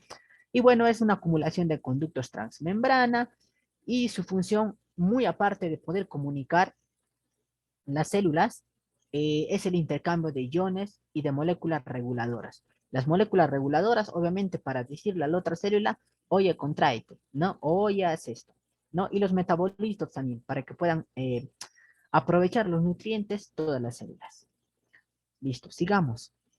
Y ahora, lo último, especializaciones de la región basal. Especializaciones de la región basal. Lo primero, la membrana basal, lo que les venía repitiendo desde un inicio, donde se apoya nuestro tejido epitelial, la membrana basal. La membrana basal va a estar dividida en una lámina basal y en una lama reticular. Algunas bibliografías no mencionan esta rama reticular, chicos, así que si no la encuentras, no te hagas problemas. Sí, esto es en base al ROS. Listo. Entonces, la lámina basal va a tener una función muy importante y es lo que nos interesa. ¿Qué va a hacer? Va a adherir, obviamente. ¿Qué va a adherir? La célula al tejido conjuntivo subyacente. No solo adhiere de manera estructural, con proteínas, obviamente, sino que también va a encargarse de crear compartimentos. De crear compartimentos. Claro, porque el epitelio no cumple la misma función que el tejido conjuntivo. Entonces va a dividir el tejido conjuntivo del epitelio. Lo divide. Ahora, también va a tener una función muy importante en la filtración de sustancias, desde el tejido conjuntivo hacia el epitelio, porque como sabemos, el epitelio no tiene vasos sanguíneos. Entonces, ¿de dónde se nutre? Del tejido conjuntivo. Este tejido conjuntivo va a brindar los nutrientes necesarios. ¿Por dónde tiene que pasar? Por la membrana basal. Tiene que pasar por la membrana basal para que pueda llegar a las células. Asimismo, va a crear espacios integrales. ¿A qué me refiero con eso? Por ejemplo, voy a dibujar otra vez, chicos, mi glomérulo, perdón, mi cápsula de Bowman, perdón. Y acá adentro va a estar mi glomérulo, que es una serie de vasos de capilares sanguíneos muy enrollados. Y como tú sabrás, en el glomérulo va a estar circulando toda nuestra sangre, ¿no? Lo que hace la cápsula de Bowman es filtrar nuestro plasma, filtrar nuestra sangre y poder eh, extraer todo lo que no vale de nuestra sangre y hacerlo llegar a nuestra pichi para que pueda ser expulsado. Entonces, lo que sucede es que esta membrana basal presente en la cápsula de Bowman va a ser también, y obviamente también en los capilares, ¿no? Obviamente también en los capilares.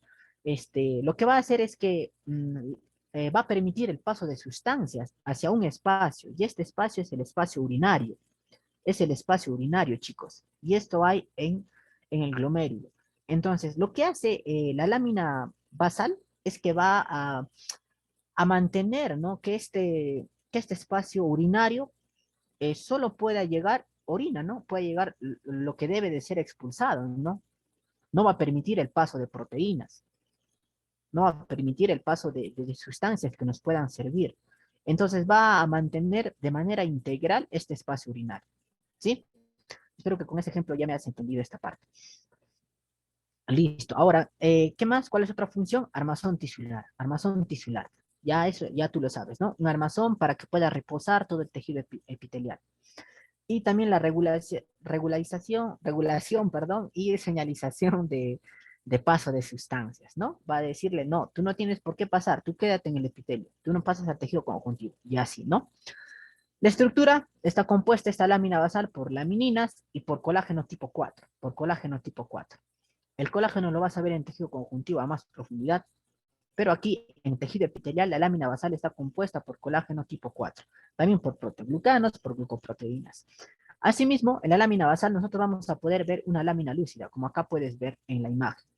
La lámina lúcida son porciones extracelulares de proteínas de adhesión celular, de proteínas transmembrana, que les había mencionado anteriormente. Solo hay ahí porciones extracelulares nada más. Ahora, la lámina basal también se llama lámina densa, ¿sí? También se llama lámina densa, no, anótalo también eso. Y bueno, la lámina reticular, que su estructura son fibras reticulares de colágeno tipo 3. La lámina basal con colágeno tipo 4 y la lámina reticular con colágeno de tipo 3. De tipo 3. Lo importante resaltar, chicos, aquí en la membrana basal. Ahora, hay también uniones matriz extracelular. Las uniones adherentes de la región lateral, van a unir dos células contiguas, ¿no? Dos células que están pegaditas, ¿no? La región lateral, las uniones adherentes unen células contiguas, pero en las especializaciones de la región apical, van a haber uniones adherentes, pero que no van a unir dos células contiguas, sino la célula a la matriz extracelular, pero a la matriz extracelular del tejido conjuntivo subyacente. ¿Sí, chicos? Aquí está tu membrana basal, aquí está tu tejido conjuntivo. Lo que va a hacer esta unión célula matriz extracelular va a unir a la célula del tejido epitelial con la célula con la matriz extracelular del tejido conjuntivo. ¿Sí, chicos? De eso se encarga. Aclarado esto, hay uniones adherentes, como les había dicho, y estas uniones adherentes son las adhesiones focales y los hemidesmosomas. Los hemidesmosomas están en la región basal de la célula epitelial. Las adhesiones focales, obviamente, van a fijar los filamentos de actina del citoesqueleto que están en los filamentos de actina al citoesqueleto, ¿no? Que van a estar en la membrana basal. ¿Qué más? Estas adiciones focales también tienen proteínas transmembrana, que son las integrinas y que también van a participar en esa adhesión. Y después la función, que es de estas adhesiones focales, que es la percepción y transmisión de señales, ¿no? Porque también el tejido epitelial tiene que comunicarse con el tejido conjuntivo, tiene que comunicarse. Y muy bien, los hemidesmosomas, que en tejidos que necesitan una adhesión fuerte, van a estar presentes, que necesiten una adhesión fuerte. Por ejemplo, ¿dónde? En nuestra piel. En nuestra piel tiene que haber una adhesión muy fuerte del tejido epitelial al tejido conjuntivo, porque si no, nuestra piel se caería, ¿no? Nuestra epidermis, para ser más específico, se caería. Pero ahí tiene que estar muy adherido porque cumple una función de protección. ¿Dónde más tiene que estar muy unida o dónde más podemos encontrar hemidesmosomas? También podemos encontrar en el esófago. En el esófago también encontramos hemidesmosomas, también en la vagina, también en la mucosa de la cavidad oral. Porque la mucosa de la cavidad oral, como tú sabes, masticas muchas cosas, ¿no? Masticas tu manzana, tu hueso, estás masticando. Entonces hay mucha lesión en nuestra mucosa. Entonces, lo que hace estos hemidesmosomas es que estas células puedan adherirse al tejido conjuntivo con el fin de que no puedan salirse, ¿no? No puedan despegarse del tejido conjuntivo y así poder sobrevivir más tiempo. Y muy bien, la última especialización de la región basal es los repliegues de la membrana celular basal. Pero estos repliegues no están en todas las células, chicos, no están en todas las células, sino que están en algunas estructuras, como por ejemplo los túbulos renales. Pero ¿para qué hay repliegues? Por ejemplo, un repliegue son las microvellosidades, ¿verdad, chicos? Las microvellosidades, ¿qué hacen? Las microvellosidades, yo les había dicho, se van a encargar de poder absorber, de aumentar la superficie de absorción. Entonces, la pregunta es, ¿para qué habría repliegues en la membrana celular basal? Si la membrana celular basal no está en contacto con la luz, ¿para qué habría? Pues, como les venía diciendo, chicos, los epitelios se nutren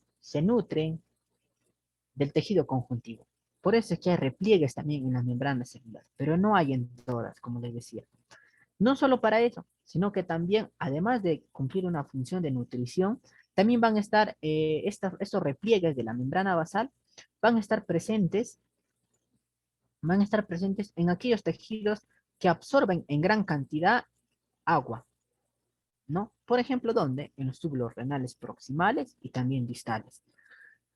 Van a estar presentes ahí. Va a haber repliegues, ¿no? Va a haber repliegues para que puedan absorber agua, ¿no? Imagínate que esta es una célula del túbulo renal, y obviamente en los túbulos renales también se absorben agua, ¿no? Porque se absorbe agua, eh, porque solo se tiene que eliminar la cantidad adecuada de agua por nuestro aparato urinario. Entonces, los túbulos renales van a absorber agua también. Y por eso es que también hay esos repliegues en la membrana celular basal. Asimismo, aparte de poder cumplir esta función de aumentar la superficie basal celular y por ende aumentar la superficie de absorción, también tiene la función de cumplir de, de tener un transporte activo de iones, ¿no? A través de, obviamente, de transportadores, ¿no? Por ahí el paso de iones, como les decía, en los túbulos renales proximales y distales, el intercambio de iones, ya sea de sodio, de potasio, de cloro, de fosfatos, etcétera.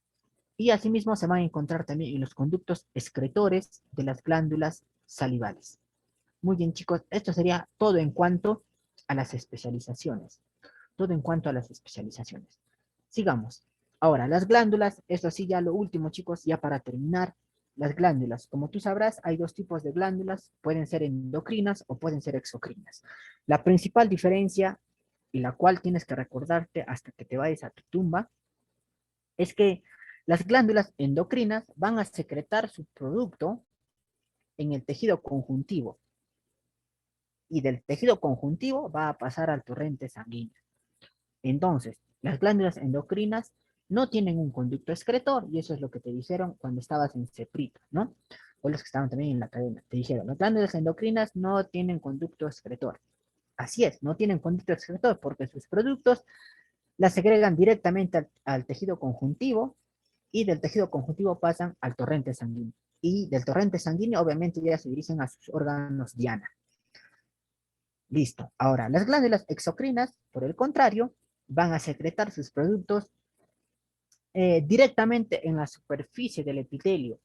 ¿Y cómo lo van a hacer? A través de conductos excretores. Así es, chicos, a través de conductos excretores. Ahora, las glándulas endocrinas es un tema muy aparte en sistema endocrino, y también lo vas a ver en la célula, en la, en la, en la célula, perdón, la vas a ver en histología como un tema aparte, como tejido endocrino, la vas a ver, es por eso que no lo tocamos aquí. Pero las glándulas exocrinas sí la vas a ver, sí la vas a ver. Importante resaltar y muy preguntado desde que has ingresado a la facultad, seguramente ya estás harto de estas preguntas, son los mecanismos de liberación de los productos que van a generar estas glándulas exocrinas. Porque los mecanismos de liberación se van a dar por tres tipos: una secreción merocrina, aprocrina y holocrina. Yo cuando estaba en la academia, para poder recordarme, porque siempre me venía esto y a veces yo fallaba, yo decía secreción merocrina y me enfocaba en esta palabrita, en mero. Y me recordaba de los mexicanos cuando decían mero, mero, ¿no? Algo así, ¿no? Entonces yo decía, voy a relacionar lo mero con lo que es solo de eso, solo de algo. O sea, que es, o sea, merito, merito, merito eso, ¿no? No sé si me dejo entender. Pero yo me recordaba así. Una secreción merocrina quiere decir que solo se va a secretar solamente el producto, mero, mero producto, nada más, ¿sí? ¿Y quiénes hacen esa secreción? Las células acinares pancreáticas. ¿Pero por qué secretan solo el producto? ¿Por qué? Porque hay un balsamiento por exocitosis. Eso yo no sabía cuando estaba en CEPRE. ¿Y cómo sucede este vaciamiento por exocitosis? Acá tenemos nuestra célula epitelial y adentro van a haber vesículas. Estas vesículas van a tener sus membranas. Estas vesículas van a migrar hacia la superficie apical y cuando llegan a esa superficie va a haber una fusión de membranas. Va a haber una fusión de membranas. Se va a fusionar la membrana de esta vesícula con la membrana celular. Y entonces, ¿qué se va a vaciar? Solo el producto. Solo el producto. Por eso, merito, merito, solo el producto. Es por eso que solo el producto se secreta. Muy bien. Ahora, continuemos. En la secreción apocrina, es diferente. Ya es diferente. Ya no sucede como una secreción merocrina. En la secreción apocrina, lo que va a suceder es que la liberación también se va a dar por la región apical, pero sin embargo, cuando se liberan estas sustancias hacia afuera, esta es la sustancia, va a estar cubierta de una membrana. Y esa membrana, ¿qué membrana es? La membrana celular. Va a estar compuesta. Entonces, la secreción apocrina, como te recordarás, va a secretar, te decía incluso los libros de preacademia, secretan el producto y parte del citoplasma de la célula. Y no solo parte del citoplasma, sino también parte de la membrana plasmática, porque el citoplasma no puede secretarse así, tiene que haber algo que lo recubra ese citoplasma. Es por eso que el producto está cubierto de citoplasma de la célula y también está cubierto por una membrana. Entonces, la secreción apocrina libera el producto y también parte de su citoplasma y parte de la membrana de la célula por la cual está siendo secretada. Está presente en dónde? En las glándulas mamarias. En las glándulas mamarias. Ahora, la secreción holocrina. No sé de dónde relacioné esto, pero yo siempre dije, holo es todo. Holo es todo. Yo decía así, holo es todo. Holo es todo. Entonces, en una secreción holocrina, ¿qué se va a secretar? Pues todo. ¿Todo de qué? Esta es una célula, va a empezar a acumular su producto de secreción en su interior y va a haber un momento en el que ya no va a aguantar, ya no va a aguantar. Entonces la célula va a decir, uy, ya no aguanto, así que tengo que secretar todo mi producto, entonces voy a programar mi muerte. Y esa muerte celular programada, ¿cómo se llama? Apoptosis. Entonces, en la secreción holocrina hay apoptosis, ¿no? La célula dice, bueno, me voy a morir para que todo lo que yo he generado en mi interior salga afuera. Entonces, en la secreción holocrina, ¿qué cosa se secreta? Todo el producto que estaba dentro de la célula. Pero no solo eso, sino también todo, todo lo de la célula, ¿no? La membrana celular que se va a romper por el mecanismo de apoptosis. Todo eso se va a secretar. ¿Dónde podemos ver eso? En las glándulas sebáceas. Por eso yo decía, en la secreción holocrina se libera todo, porque la célula muere por apoptosis y se secreta toditito, ¿sí? Muy bien, chicos, ya está. Eso en cuanto a los mecanismos de secreción. Sigamos. Ahora, las glándulas exocrinas, y acá yo he hecho esta división, tal vez para que lo puedas entender a mayor detalle, porque es un poco confuso. Se van a dividir o se van a clasificar, uno, por el tipo de secreción y otro por la cantidad de células. Por el tipo de secreción, muy fácil, pueden ser serosos, pueden ser mucosos o pueden ser mixtos, es decir, seromucosos. Lo que tú te tienes que recordar, o por lo menos lo que tienes que memorizarte para tu examen, es quién es seroso, quién es mucoso y quién es seromucoso. ¿Sí? Eso sí te van a preguntar. La glándula parótida y las células del páncreas tienen una secreción serosa. Mientras que serosa porque tienen más contenido de agua. Tienen más contenido de agua. ¿Sí? Más contenido de agua. Y mucoso porque obviamente van a tener en su contenido proteínas, mayor cantidad de proteínas.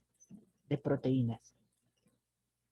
¿Y quiénes son? Las glándulas salivales sublinguales, las células caliciformes, las células superficiales del estómago. Y la que es mixta, la más representativa y que te van a preguntar, la glándula submandibular. Esa te van a preguntar. Muy bien, ya acabado esto, vamos a la cantidad de células, a la clasificación por la cantidad de células. Tenemos a las unicelulares y a las multicelulares. Las unicelulares, yo les hablé, la vimos también en el tejido del intestino, son las células caliciformes. Son una célula que está entre un mar de otras células epiteliales, pero esta glándula es única, es solo una, y se le considera glándula porque va a secretar grandes cantidades de moco, ¿sí? Entonces, las células caliciformes son glándulas, pero son glándulas unicelulares, conformadas por una sola célula, y están presentes en un mar de otras células epiteliales. Ahora, el problema viene acá, en la clasificación de la cantidad de células cuando son multicelulares. Porque acá te viene que si es simple, si es compuesta, si es tubular, acinar, tubuloacinar, etcétera, etcétera. Y aquí lo vamos a aclarar para que tú puedas ir a tu examen y puedas estar listo para poder romper ese examen. Multicelulares. La disposición de las células va a depender de la disposición de las células secretoras y de la presencia o ausencia de ramificación de sus conductos secretores. Ahora, aquí viene, pueden ser simples o pueden ser compuestas. Se va a llamar simple cuando el conducto, recuerda, es una glándula exocrina, entonces tiene conducto excretor. Y estoy resaltando, chicos, la, la glándula exocrina multicelular simple es cuando el conducto no es ramificado. El conducto, no te va a importar la porción secretora, solo el conducto. Ahora, en la compuesta también tiene que ver con el conducto. Cuando el conducto es ramificado, cuando el conducto es ramificado, el conducto, recuerda chicos, el conducto, ¿ah? Ahora, ¿qué tiene que ver con la porción secretora? Con la porción secretora va a tener que ver todo lo demás, o las otras clasificaciones que van a existir. Si la porción secretora, ya no el conducto, sino la porción secretora, tiene forma de tubo, se va a llamar tubular, fácil. Si tiene forma de matraz o uva, se va a llamar acinar o alveolar. Y si tiene forma de un saco dilatado, como en el caso de los alveolos pulmonares, se va a denominar túbulo acinar. ¿Sí? Túbulo acinar. O sea, es como una combinación de una tubular y una acinar. ¿Sí? Muy bien, entonces, ahora, a su vez, si la porción secretora es forma de tubo, o sea, si la porción secretora se denomina tubular, se puede dividir también en recta, en ramificada o enrollada. Va a depender mucho de la forma de la porción secretora, ¿no? Si es tubular, tal vez es muy recta nada más, o tal vez se enrolla, o tal vez tiene algunas ramas, pero la porción secretora, no el conducto. Forma de matraz o uva, acinar. Esta también puede ser a su vez simple, no puede tener ramificaciones, o sí puede tener ramificaciones. Entonces, para que podamos practicar,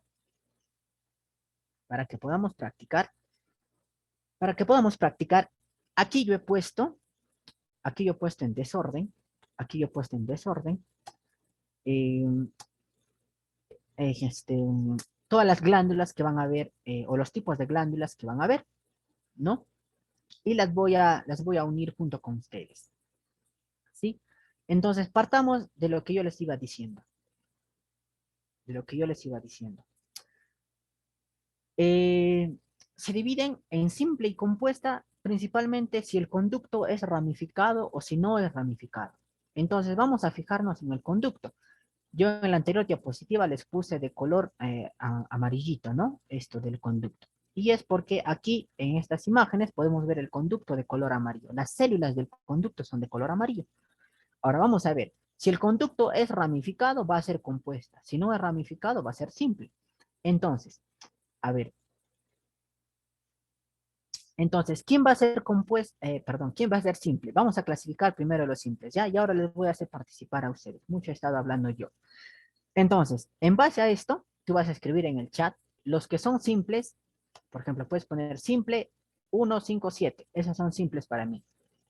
Compuestos, ¿quiénes son compuestos? Tal vez son el 6, el 4 y el 8. También lo escribes así, ¿sí? Entonces, solo quiero que clasifiques los que son simples y los que son compuestos en base al conducto excretor. ¿Quién es simple y quién es compuesto?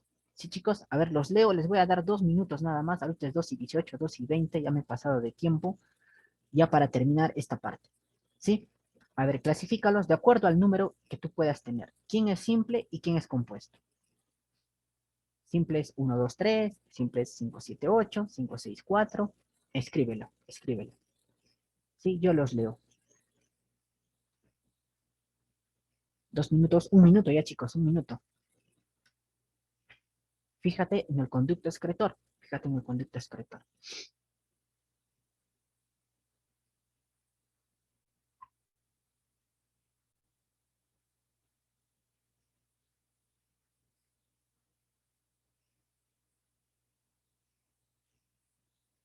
A ver, vamos a checar acá. A ver, ¿qué dice? A ver, guau, bastante sánscrito. Ya está, a ver.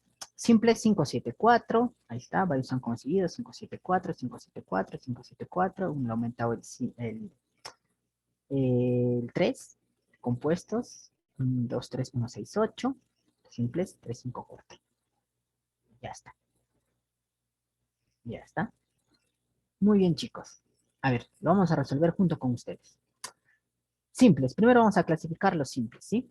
Primero vamos a clasificar los simples. A ver, están escribiendo más. A ver, a ver, a ver, a ver.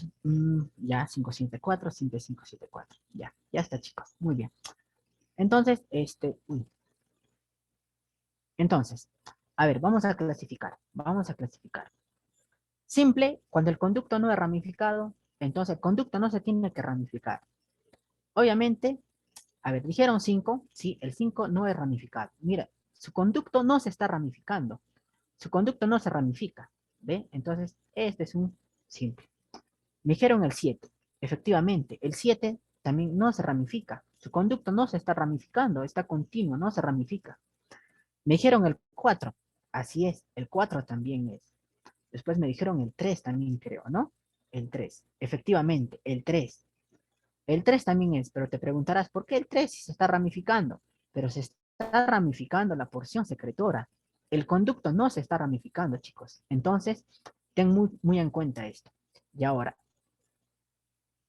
eh, el 6 también es simple, porque tampoco se está ramificando. Tal vez no se note en la imagen, chicos, tal vez no se note en la imagen, pero hay una gran diferencia cuando el conducto se ramifica y no se ramifica. Hay una gran diferencia cuando se ramifica y cuando no lo hace. Cuando el conducto se ramifica, tú puedes ver lo de color naranjita, está teniendo comunicación e incluso está formando parte, lo voy a agrandar, está formando parte, mira, aquí está formando parte ya de la glándula, ¿ve? Date cuenta, está formando parte ya de la glándula, de todo, está formando. Es por eso que el conducto se está ramificando, igual acá, igual acá. Ahora, ¿qué sucede aquí? ¿Qué sucede aquí? Aquí está empezando recién la porción secretora y no se está ramificando, no está llegando, no tendría que llegar hasta esta parte tal vez.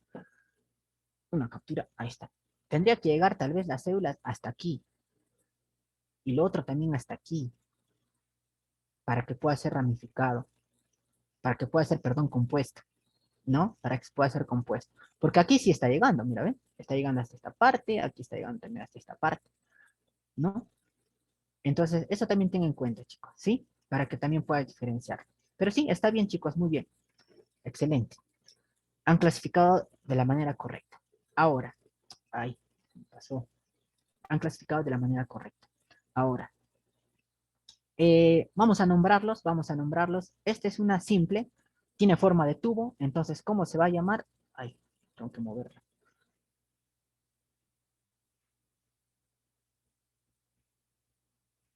Ya está. Tiene forma de tubo, ¿cómo se va a llamar? Tubular. Como no está ramificada, tubular simple. Esta forma de tubo está enrollada. ¿Cómo se va a llamar? Tubular simple enrollada. ¿Por qué simple, no? Tubular enrollada. Este es tubular también, pero la parte secretora, la porción secretora está ramificada. Entonces, ¿cómo se va a llamar? Tubular simple ramificada.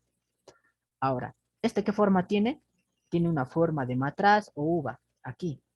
Pero ¿es simple o ramificada? La porción secretora no se ramifica, entonces es simple. Igual acá. Tiene forma de matraz, mira, las glándulas tienen forma de matraz. ¿Es simple o ramificada? Se ramifica, entonces es una acinosa ramificada. Una acinosa ramificada. Ahora vamos con la parte compuesta. Estos tres de acá son compuestos. Esto de acá primero. Mira las glándulas. Tienen forma de tubo. Tienen forma de tubo. Entonces, ¿cómo se va a llamar? Tubular compuesta. Tubular compuesta. Esta la voy a intercambiar así, porque así debe de ser. Tubular compuesta. ¿Sí? Y la otra es tiene forma de matraz, de uva. ¿Y cómo se va a llamar? Acinosa. Es compuesta porque la porción secretora se está ramificando. Y también el conducto es ramificado. El conducto es ramificado. Y el otro tiene parte tubulares. Acá la puedes ver. Aquí arriba. Y también tiene, puedo capturar. Qué buena aplicación. Esta parte es tubular. ¿Ve? Mientras que esta parte es acinar. ¿No? Esa parte es acinar. Por eso se llama túbulo acinar. Y es compuesta. Listo, chicos. Listo. Muy bien. Entonces, ahora sí, continuamos. Ya es la parte final. Aquí les he puesto las ubicaciones. Aquí les he puesto en dónde se ubica una tubular simple, en dónde se ubica una tubular compuesta. Ya por el tiempo no la vamos a poder especificar, pero ya te lo vas a tener estas diapositivas, así que tú las lees con mayor detalle. Bueno, aquí microscopías. Este es mi páncreas exocrino. Acá puedes ver, tal vez no la ves. Este es un conducto pancreático. Este es un conducto pancreático. Son glándulas, células epiteliales que han recubierto este conducto para formar parte este, eh, del epitelio, ¿no? Cubrir eso. Y estos son folículos tiroideos presentes en la tiroides. Presentes en la tiroides. Folículos tiroideos que también la vas a poder ver en cuando hagas sistema endocrino. Muy bien, chicos. Creo que eso sería todo. Creo que eso sería todo. Así es, chicos. Eso sería todo. Muchas gracias por su atención. Aquí les dejo la bibliografía que he usado. Y eso sería todo, chicos. Muchas gracias.